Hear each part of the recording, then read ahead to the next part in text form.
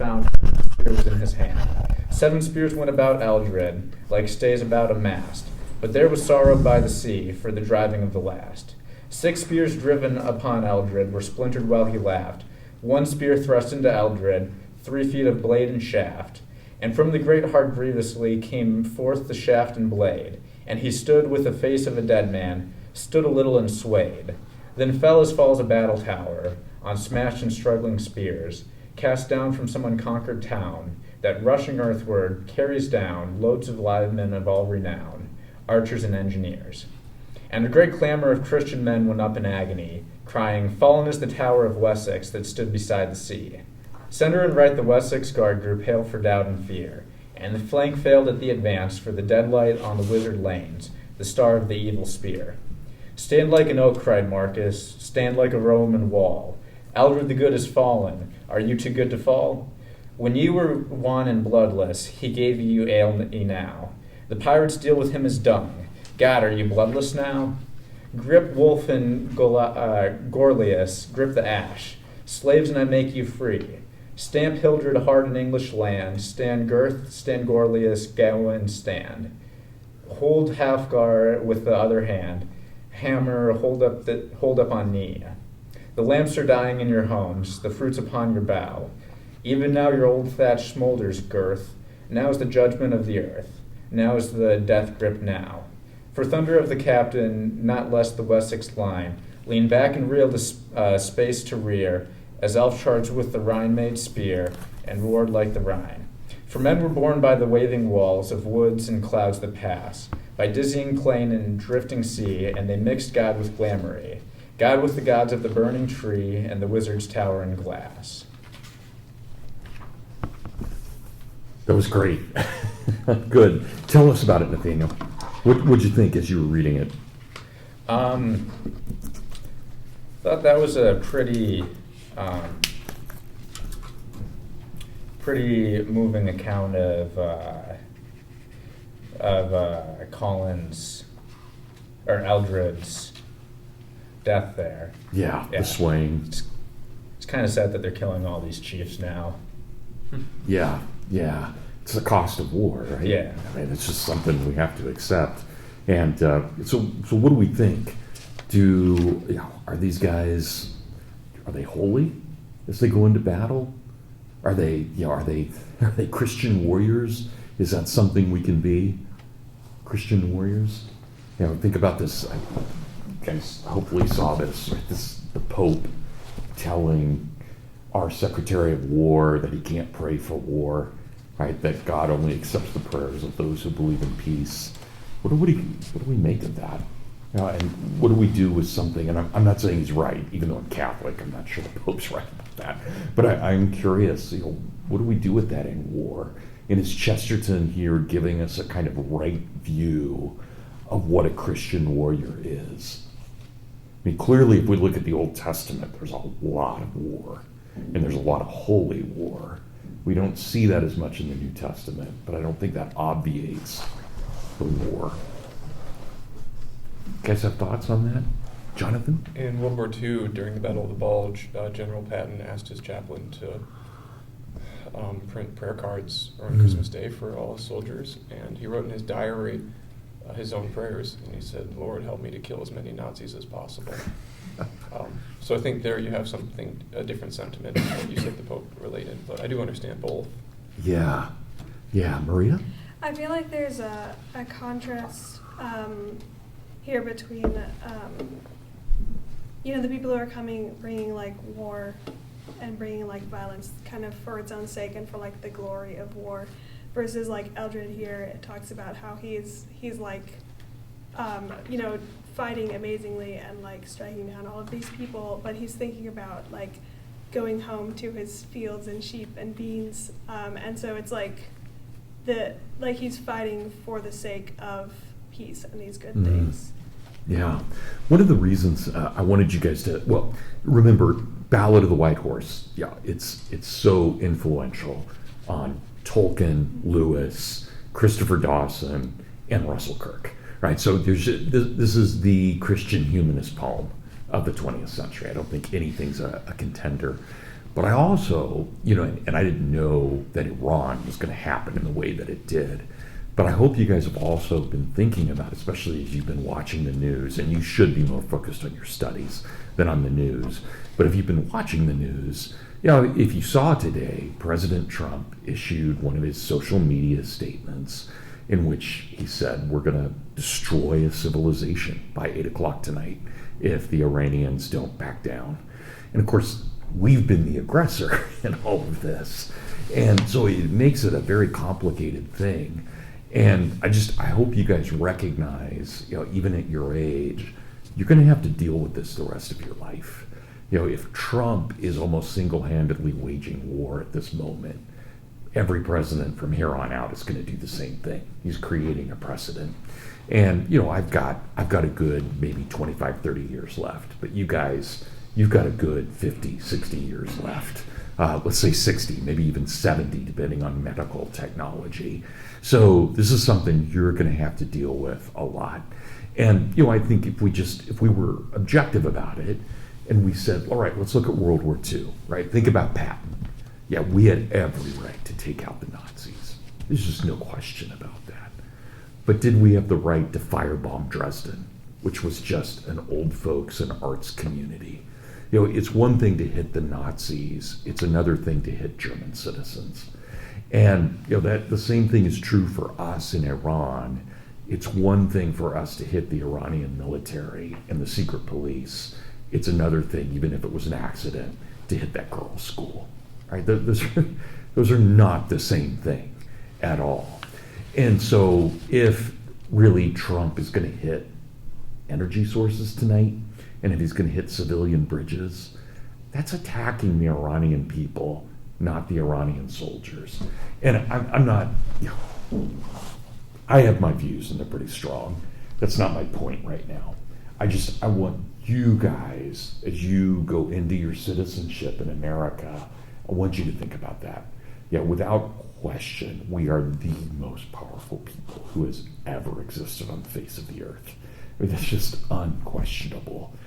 But the secondary question is, just because we do it, or can do it, should we do it, right? And that's something that I want you all, and I think we could have a good debate in here right now, and we could be of goodwill and come to different perspectives on what's going on in Iran at the moment.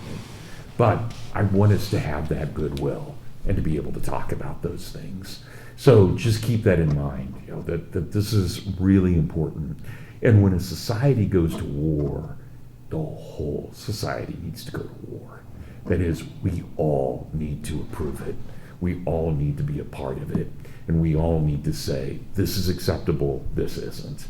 That's just the nature of war. It goes back to Socrates, this idea of what war is. So that's what I love about Chesterton. I think that in the Ballad of the White Horse, he's not only telling us, look, this is legitimate, but it's legitimate for this, and this reason. So when this guy dies because the sword just went through him and it's got 3 feet on the other side of him and he sways and he falls like a tower, we can say, yeah, he died heroically.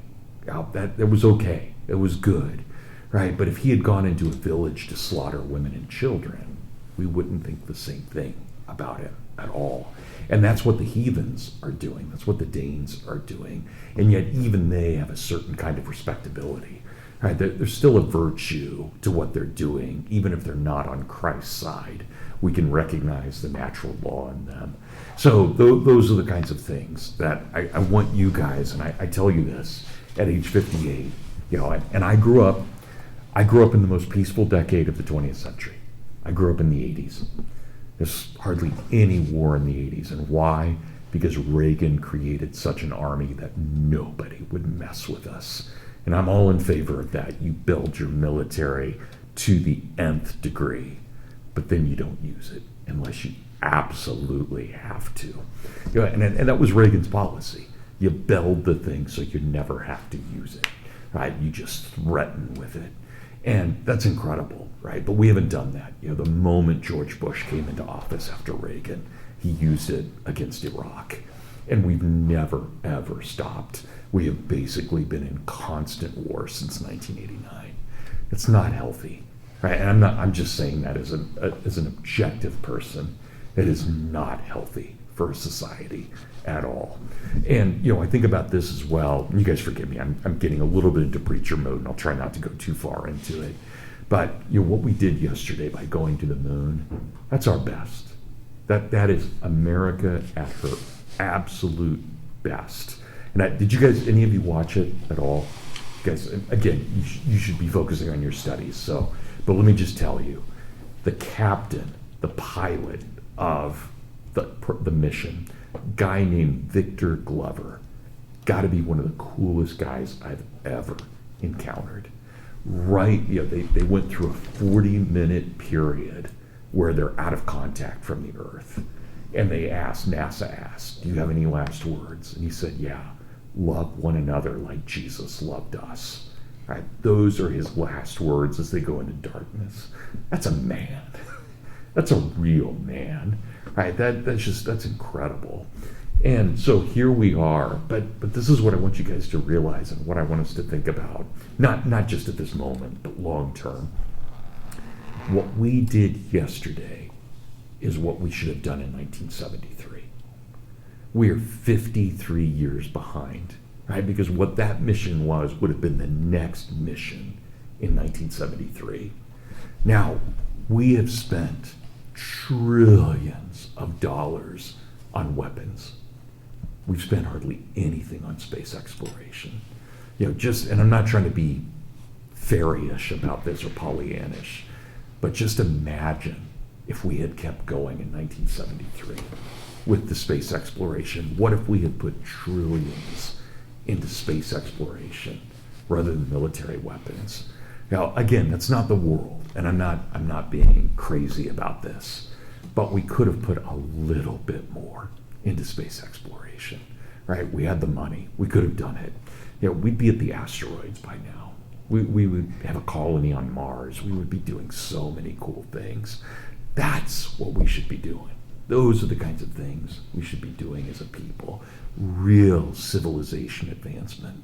And so yesterday, and I love this, that mission, they went farther than any man has ever gone from the Earth. And they asked him, again, these pilots can say whatever they want. They said, what do you think about that record? And their response was, we hope someone breaks that record next year. It's like, yeah, that's the response. That is a cool response. So I just love this. But, yesterday we do the coolest thing possible. Today we threaten to blow up all of Iran. Man, is that not America in a nutshell? And, I want you guys to wrestle with that. Just something to think about. And yes, again, I have strong opinions about this, but that's not what I'm trying to do right now. I want you guys to know that as American citizens, as citizens of the world, you're going to be wrestling with this for the rest of your lives. Right? It's going to be incumbent upon you, not just to be good dads and moms, but good neighbors and good Americans. And wouldn't it be better if America is represented by Victor Glover rather than us dropping bombs on a girls' school in Iran? Wouldn't that be the better America? Right? So I think that's just objectively true, but keep that in mind. Okay, sorry guys, but there's been a lot on my mind the last couple of days. And really I was so into the moon shot yesterday. But you guys have any other comments on Ballad of the White Horse? Nathaniel, you did a great job reading. Thank you. So thank you. Good. Okay, yeah. Yeah, I mean, I'll just real quick.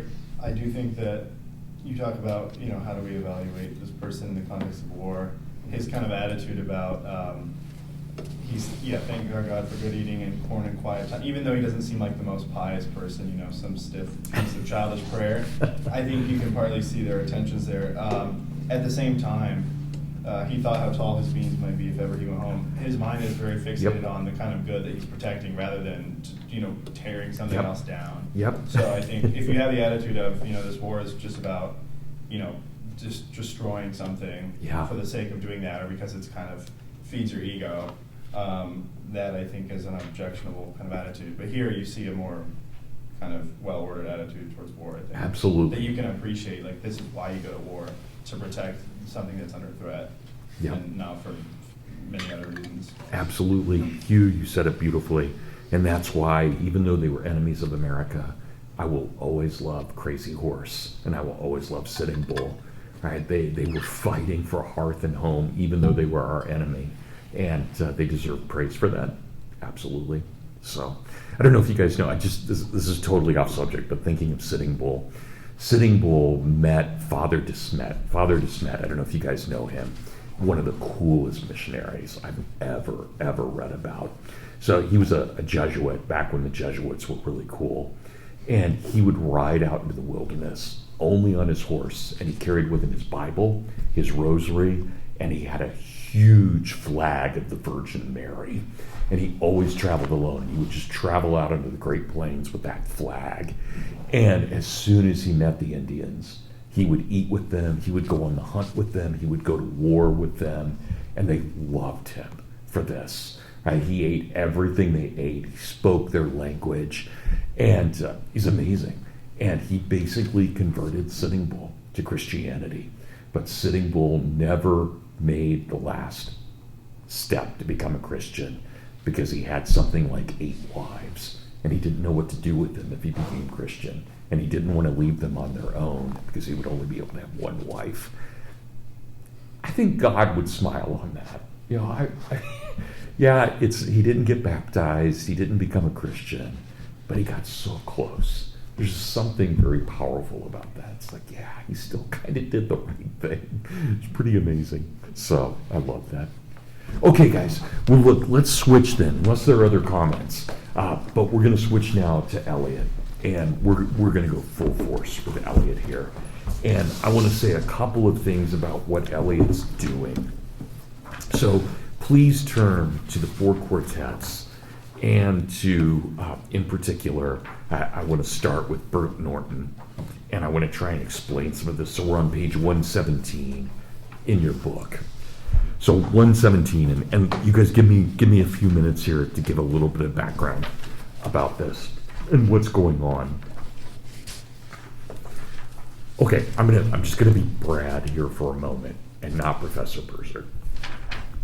I think, from my perspective, that this is the single greatest work of art of the 20th century after The Lord of the Rings. I think The Lord of the Rings is the highest manifestation of art in the 20th century. But I think the Four Quartets are just right below it.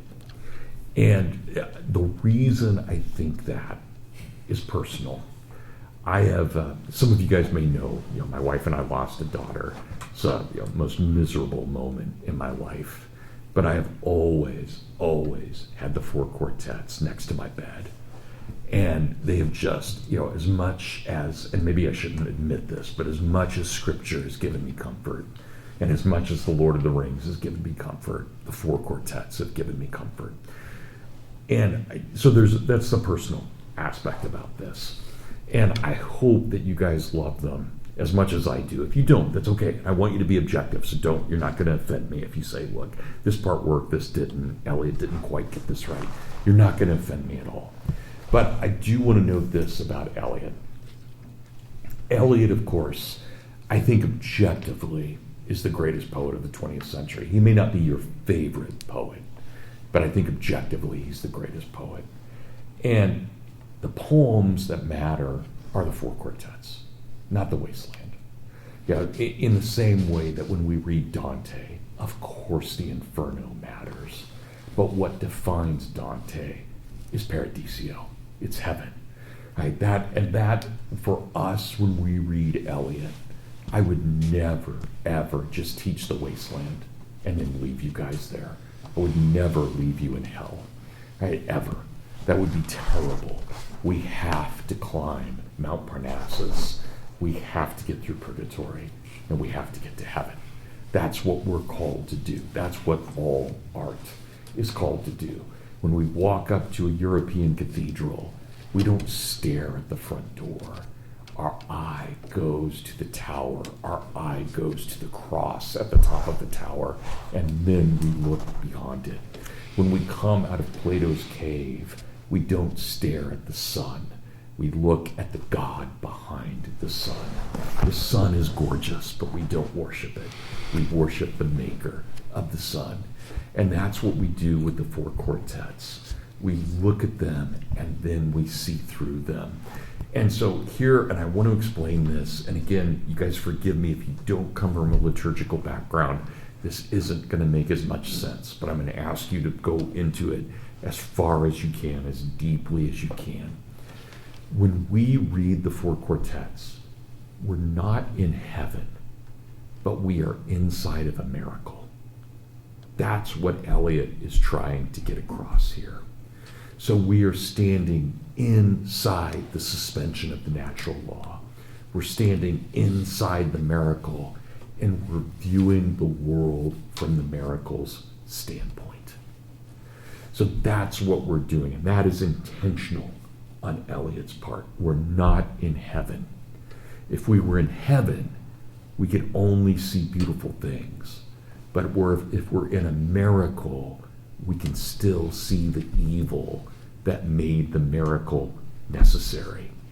So there are dark parts to the Four Quartets, very dark parts.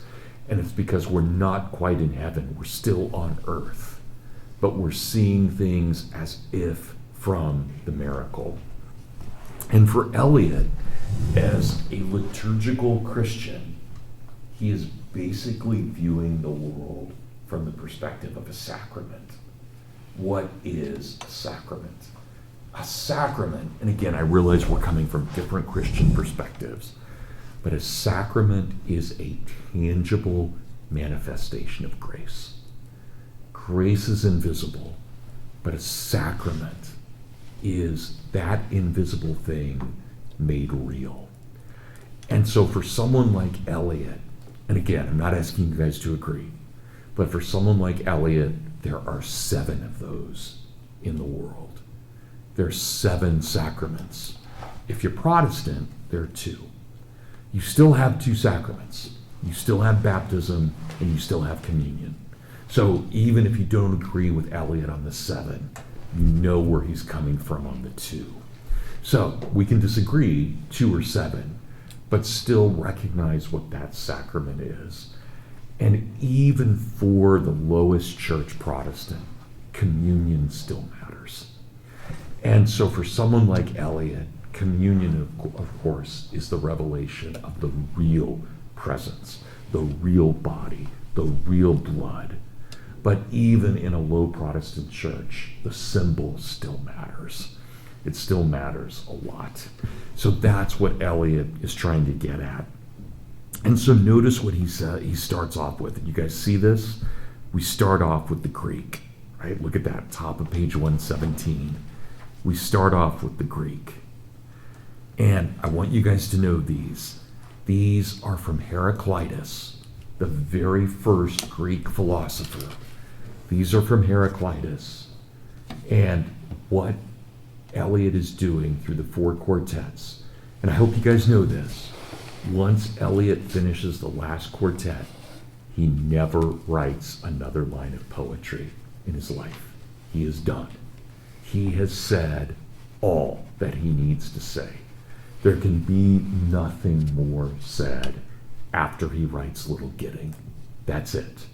Right? And in all of this, and this is where I want you guys to understand this, and please don't hesitate to say, Dr. Berzo, that didn't make sense. I don't get that. Please do not hesitate to say that. What we're doing here in this tangible manifestation of grace is we're also radically playing with time. Radically. So just work with me here. Even if you disagree with the theology, work with me on the argument. So, you take communion, and for Eliot, it is the body of Christ. Why? Because when the priest went over and blessed the bread, he is doing exactly what Jesus did at the Last Supper. It is never, ever a re-sacrificing of Jesus. There is only one sacrifice. the perfect offering, Jesus Christ. And that is, first of all, on Holy Thursday, where he sacrifices his body for communion. On Good Friday, where he sacrifices his body for all sin. And then on Easter Sunday, when he is resurrected, and he is the sacrifice against all death. Right? It's one sacrifice, takes place over time. It starts on Thursday evening. It is not completed until Easter morning. It is one moment in time, even though it's several minutes and several hours and several days. It's all of one moment.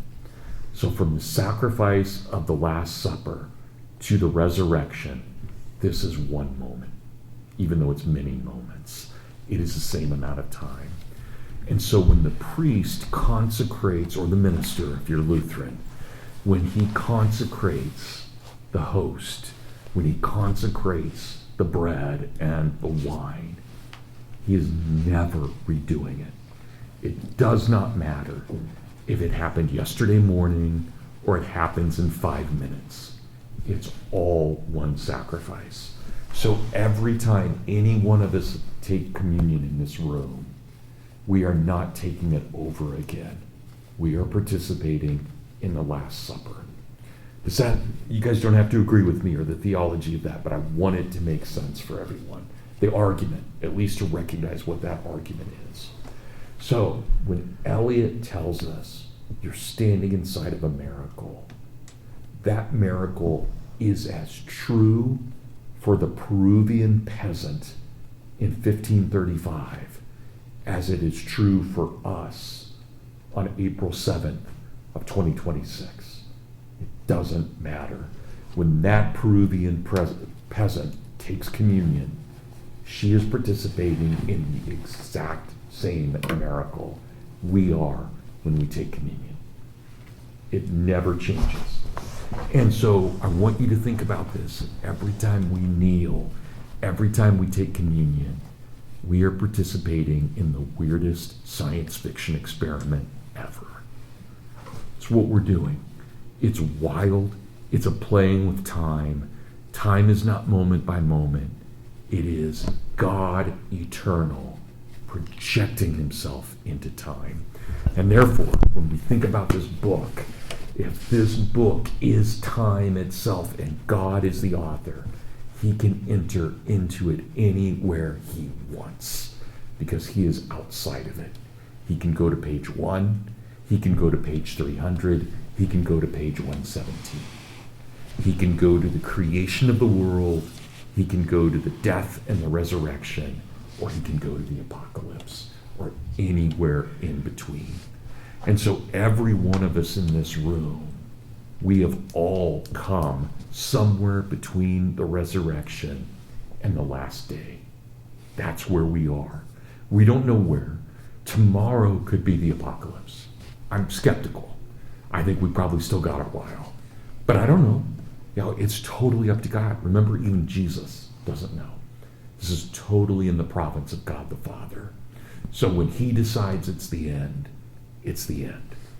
And there's no sense whining about it. It's just, that's our time. And the story's over. And yet it's not over. Because this city of God, this pilgrim city, becomes the city of God. And it is the New Jerusalem. Not in this world, but in the next world.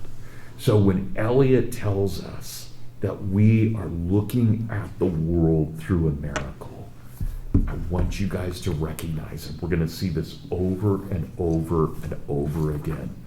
This moment, 3:04 in the afternoon, 30 seconds after 3:04, at this moment, we are exploring eternity. Even though it's 3:04 Eastern Standard Time, p.m. on April 7th, 2026, we are exploring eternity.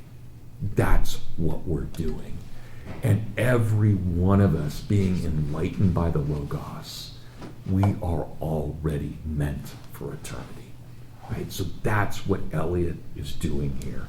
And it's why these poems work, because we're in the middle of a timeless moment, but rooted deeply in time. And so what do we see? The two quotes from Heraclitus. And the only things we have left from Heraclitus are what are called the fragments. We know he wrote a lot, but we have 30 or 40 little pithy sayings that Heraclitus taught us. And so what is that first one? The first one says, "For this reason, it is necessary to follow what is common." And by common, he doesn't mean what's mediocre or average. He means by what we all share as human beings. But although the Logos is common, most people live as if they had their own private judgment. That's fragment number 1 that we see there. Actually, fragment number 77. Right? That's what we see from Heraclitus. So even though everyone, all 8 of us in this room, are completely united by the Logos, we generally think about our own private understanding first.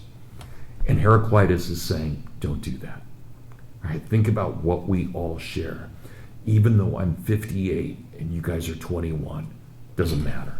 Right? We all share this. We all have this in common. And then, so I'm sorry, that's fragment 2. And then we get to fragment 60, the second one. The road up and the road down are one and the same. So civilizations rise and they fall, but the Logos remains. And so I hope you guys recognize this is something we've talked about throughout the semester, but we haven't been explicit about it. Heraclitus comes up with the concept of the Logos in 510 BC.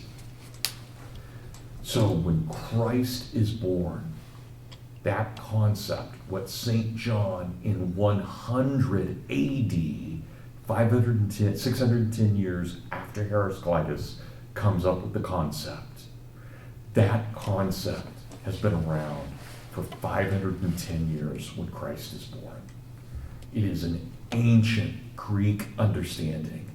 And remember, what does the Logos mean? It means fire, it means word, it means speech, it means idea, it means imagination. It means those 5 things brutally. And yet, what do we, as all of us in this room, right? We all come from a Christian perspective. What is it for us? It is Jesus Christ. And so Jesus is speech and word and fire and imagination. He is all of those things. And yet, obviously, he's none of those things because he has baptized that concept and made it the very center of the universe. So think about what Paul tells us in Colossians. Colossians 1:15 through 20. What do we have? Christ is the King of the universe. And how do we know that? Because he reconciles all things through himself, through the cross. And that I want you guys to recognize as Christians, as human beings, Christ does not reveal his godship on Sunday morning on Easter. He reveals he is God and the holder of all things, the Logos, on Friday at 3. It's his death. Not that his resurrection is unimportant, it is critically important. But it is his death that reveals his godship. That is the moment where he has pulled all things, all of time, all of eternity, every man from the very beginning, from Adam to the last man, he has connected them to God. With his resurrection, he has overcome death. With his death, he has united the universe. Right? That's what Paul tells us. And so there's nothing wrong with the cross with Jesus on it, because that is the moment that he fully reveals that he is the Son of God at that moment. And so that's what Eliot is getting at. And I hope you guys recognize the implications. And we were just talking about it with Ballad of the White Horse. There is no victory without sacrifice. There is no liberty without first giving of ourselves. There is no hearth and home if the warriors don't exist to defend it. And that's the great paradox. You know, at a place like Hillsdale, whether you're conservative or libertarian, we love freedom. We love it. We live for it. But the paradox is there can never be freedom without immense sacrifice. Somebody has to give for the other to live. And that's wild. It's wild in every way, right? To think about that. There has to be the giving of one's life for one's liberty. And that's the great struggle. And so for me, and why Eliot is so brilliant, because this is the story he tells through the Four Quartets. There is no earthly existence without the sacrifice of some great warrior. There is no heavenly existence without the sacrifice of the second person of the Trinity. It does not exist. He buys our freedom to be fully human, made in his image, right? And that's incredible. I mean, when you start thinking about, and I know we all grew up with this, so we've had it at CCD or Bible study. Jesus, we think about him, we think about Friday, we think about Saturday, we think about Thursday, we think about Friday, we think about Saturday, we think about Easter Sunday. And of course we celebrate on Easter Sunday. But it's the whole thing.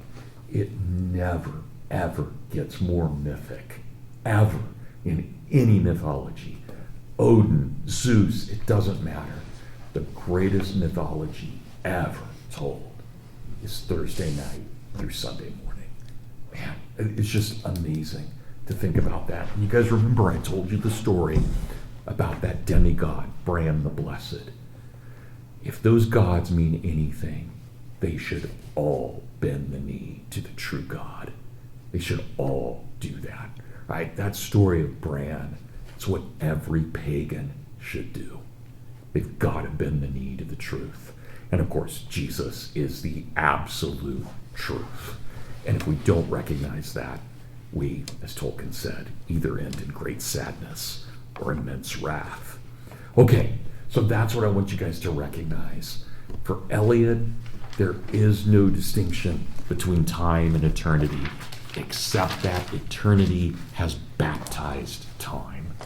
And there is no human being unless we accept Jesus Christ as not just our personal Lord and Savior, but as the key to all of the universe. He who holds all things together through the cross. And so, of course, the cross for us is the greatest symbol ever, ever. Right? How many of you have read That Hideous Strength? I know I've asked you guys this before, but remember, in That Hideous Strength, even Mark will not step on the crucifix, even though he's not a believer, right? Because he knows there's something holy about that symbol, right? And there is no greater symbol. That's it. Okay, so be prepared to have your mind blown when you're listening to Burnt Norton, right? And I want you guys to catch this as well. All of there's a reason there are four quartets. There is air, there is earth, there is water, and of course, there is fire. And so Little Gidding is fire. But we start with Burnt Norton, and it is air. Okay, so, yeah.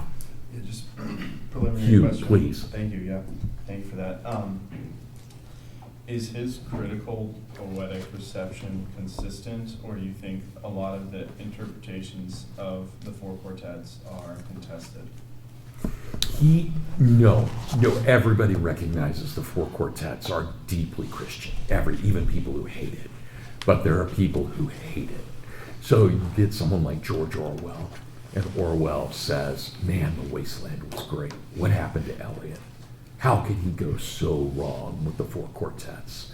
So, and we were just talking about this with Maria's defense of Willa Cather.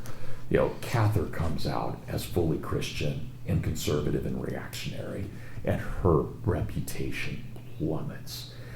Eliot, the same thing happens, even though he wins the Nobel Prize.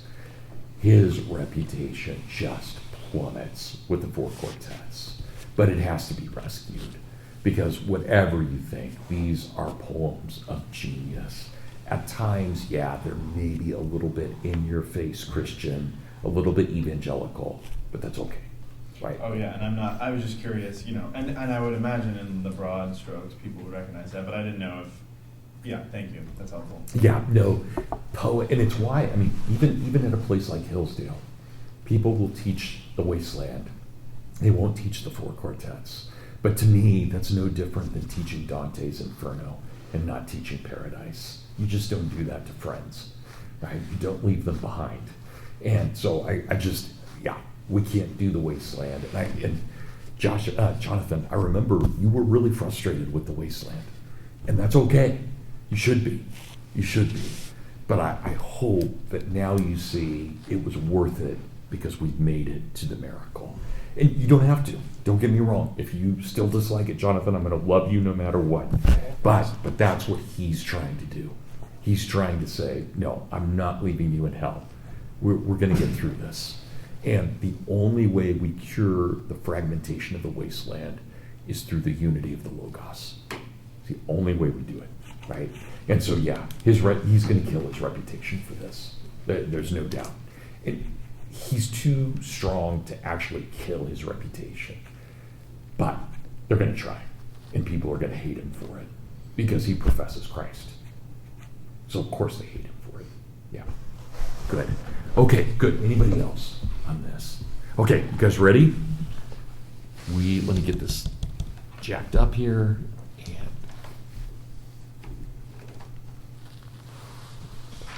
Burnt Norton. Time present and time past are both perhaps present in time future, and time future contained in time past. If all time is eternally present, all time is unredeemable. What might have been is an abstraction, remaining a perpetual possibility only in a world of speculation. What might have been and what has been point to one end which is always present. Footfalls echo in the memory, down the passage which we did not take, towards the door we never opened into the rose garden. My words echo thus in your mind. Okay, I'm going to stop us there for a moment, and I'm going to lecture for a second because I want us to understand what Eliot is trying to get at here. This opening is critical to the whole Four Quartets, obviously. Notice what he says here. Time present, this moment, and time past, our last 39 minutes, and time future contained in time past. If all time is eternally present, all time is unredeemable. Now, he's making a play on words here, because of course, with the Logos, time is redeemed. And so what we have to recognize is that there are those who will claim, if we are rooted in time, we can never be redeemed. And Eliot's saying exactly the opposite of that. Because no, we have the Logos, but we're still in the miracle. And so we can see that. And why, what happens? What might have been is an abstraction, remaining a perpetual possibility only in a world of speculation. Now, again, that's complicated, but here's what Eliot is getting at. If it only remains a perpetual possibility, only in a world of speculation, and it's an abstraction, He's criticizing ideology. Right? This is what Marxism and fascism and Darwinism and Freudianism, that's what they think. They're trying to find the answer, but they're never going to do it because for them, time is unredeemable, not for us. But here's the problem, and I want you guys to think about this. Throughout all of the Four Quartets, we're going to have the imagery of a garden, always. And there will always be birds, and there will always be children. We're going to see those three things over and over and over again. Gardens, birds, and children. And they always represent this: the Garden of Eden and the Garden of Gethsemane. So not perfect, right? Perfect, but think about Jesus in the garden. Can this cup pass from me? Right? We're going to be tempted. And so quite often, we just, because we've been kicked out of the garden, we don't quite understand what the garden is. And yet it's good, generally. We want it. The bird almost always represents the Holy Spirit. And children are us before we're fallen. So in our innocent stage, right, the beauty of children. So keep that in mind. So what do we see? Okay, we can either be ideologues.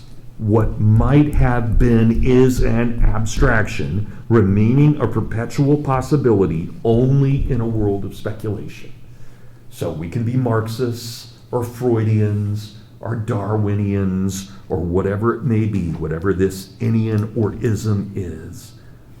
Or what might have been and what has been point to one end which is always present. And now we're in a miracle, because this is real. The Eucharist, communion, is real. It has always been, it always will be. And so what do we have? And this is a beautiful moment. We have footfalls in memory. We remember.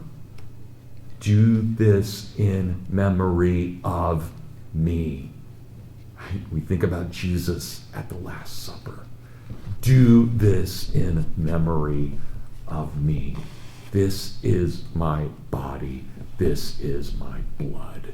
Right? So we've got it right there. We've got it. And so we can either be ideologues or we can do this. And what do we see? Towards the door we never opened because we did not feel worthy, into the rose garden. And my words echo thus in your mind. It's incredible, guys. I hope you see that. This is amazing what he's getting at. In just a few lines, he has given us a miracle, right? Because we're right in the middle of it. But we have a choice. Do we choose the things of this world, or do we choose eternity? That's always our choice. Every moment of every day. Every moment of every day. Okay. You guys ready?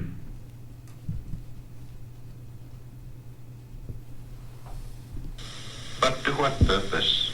Disturbing the dust on a bowl of rose leaves, I do not know. Other echoes inhabit the garden. Shall we follow?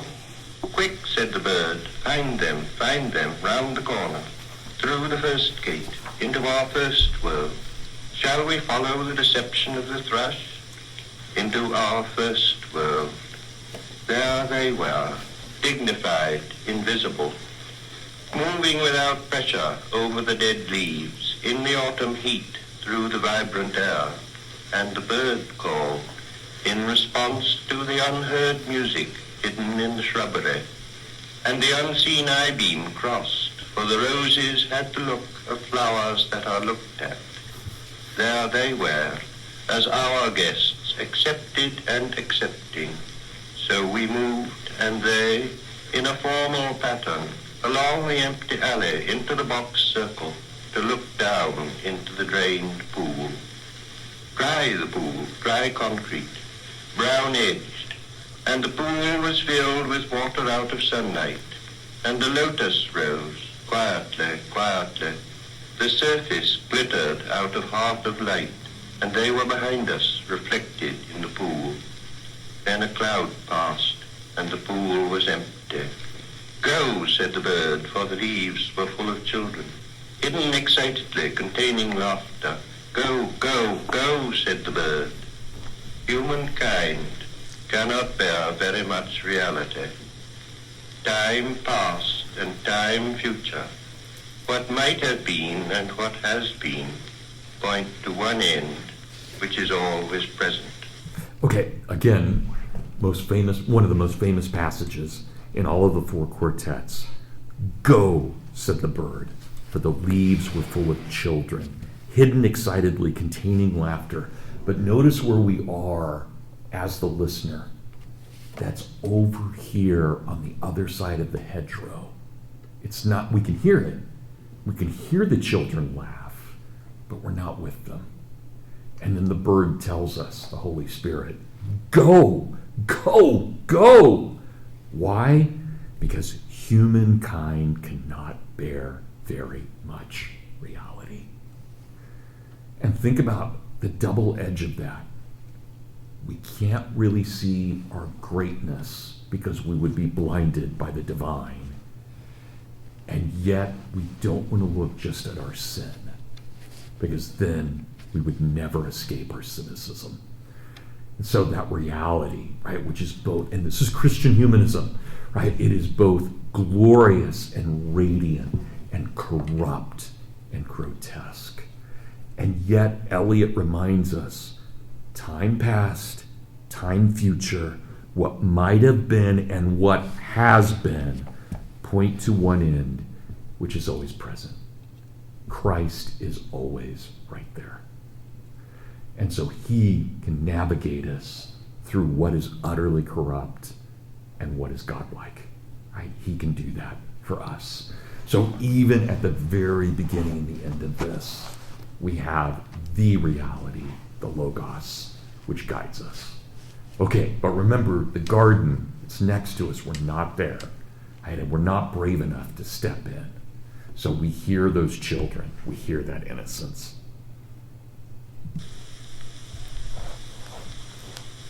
Garlic and sapphires in the mud clop the bedded axle tree. The trilling wire in the blood sings below inveterate stars, appeasing long forgotten wars.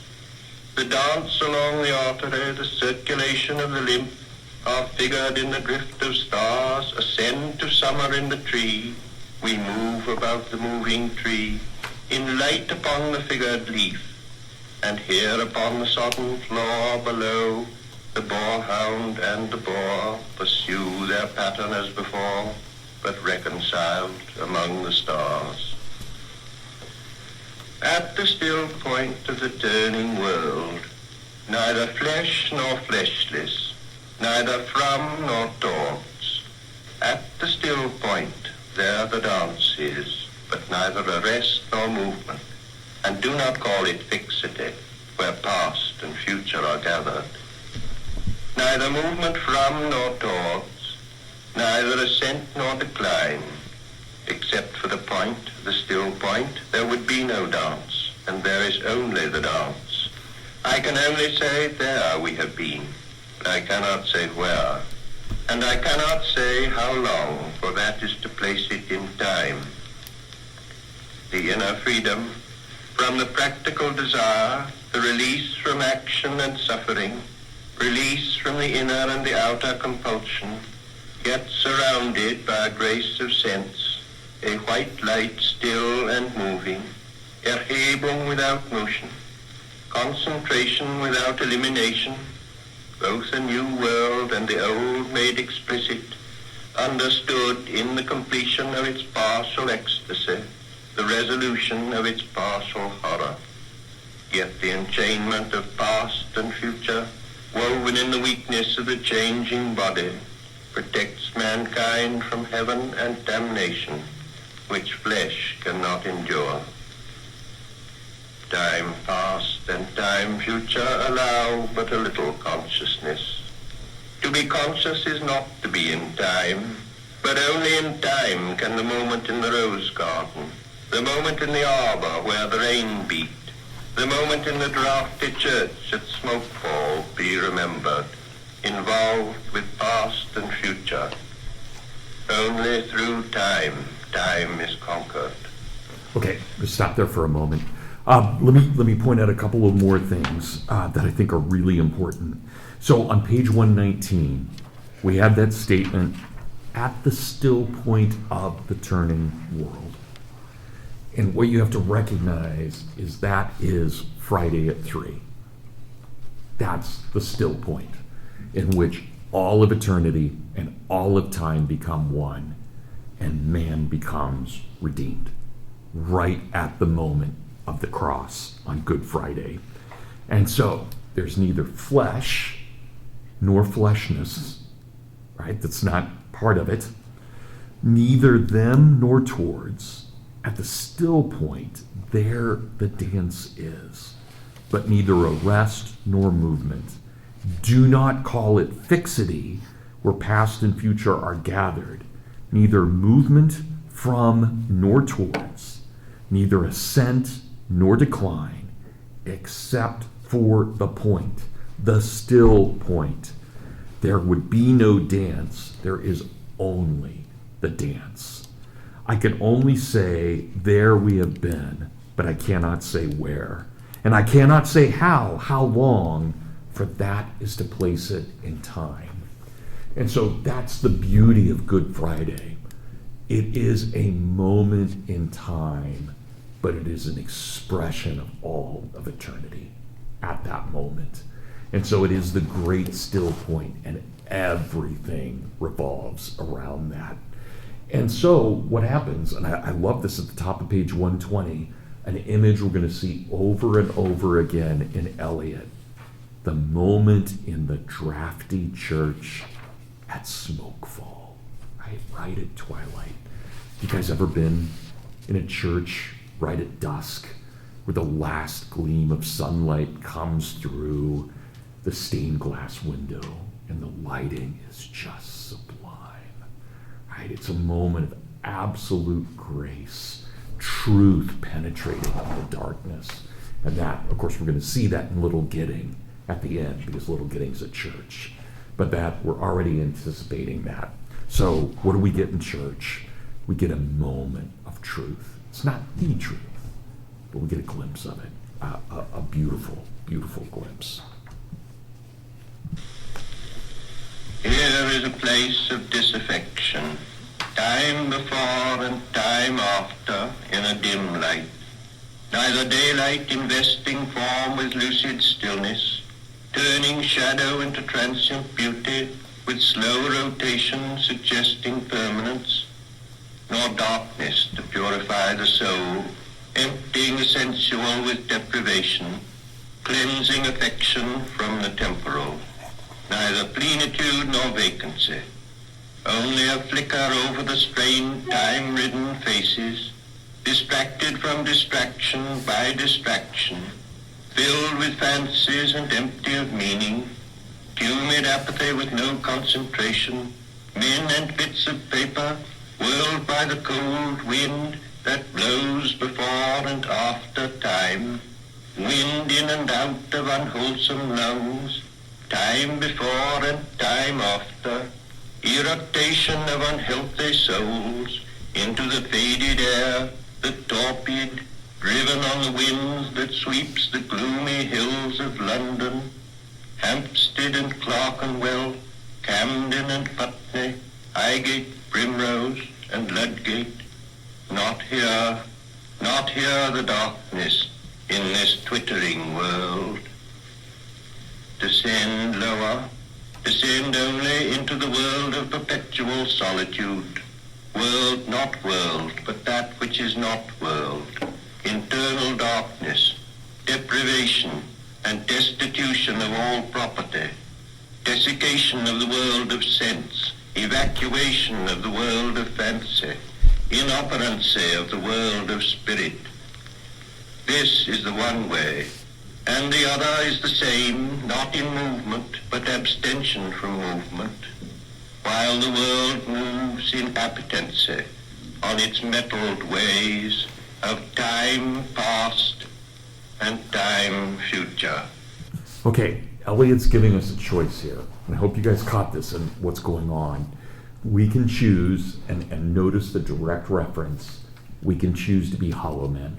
Right? This whole part 3 is about the choice of only thinking about the self over the strained, time-ridden faces, distracted from distraction by distraction, filled with fancies and empty of meaning, tumid apathy with no concentration, men and bits of paper whirled by the cold wind. All right, so that's part of our choice.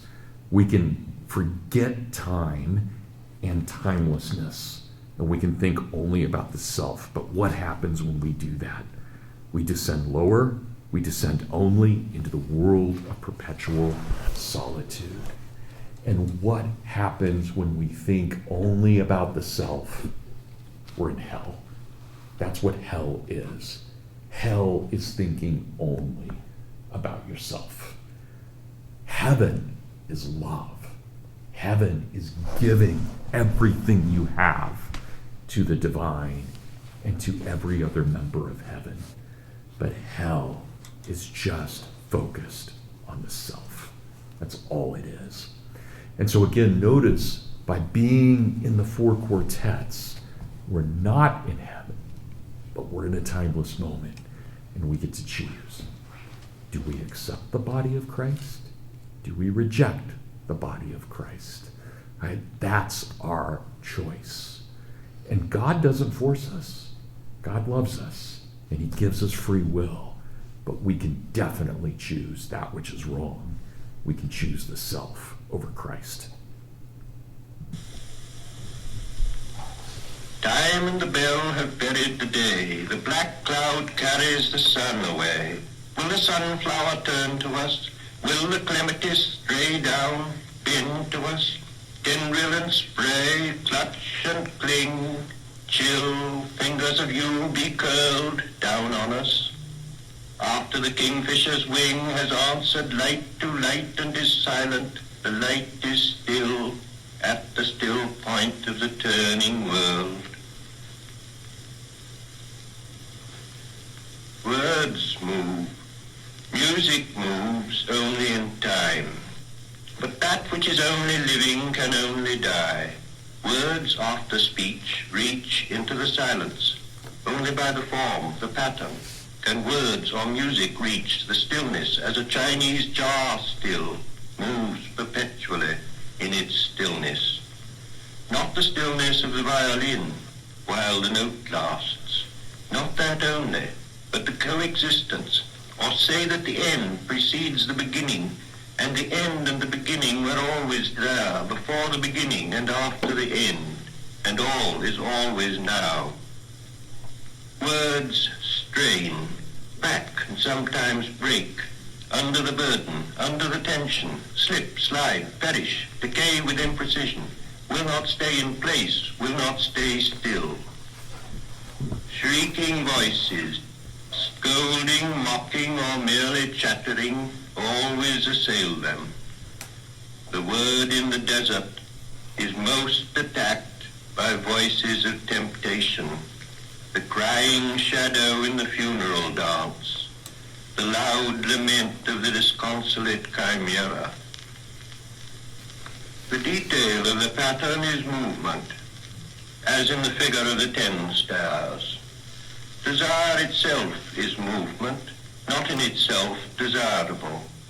Love is itself unmoving, only the cause and end of movement, timeless and undesiring, except in the aspect of time, caught in the form of limitation between unbeing and being.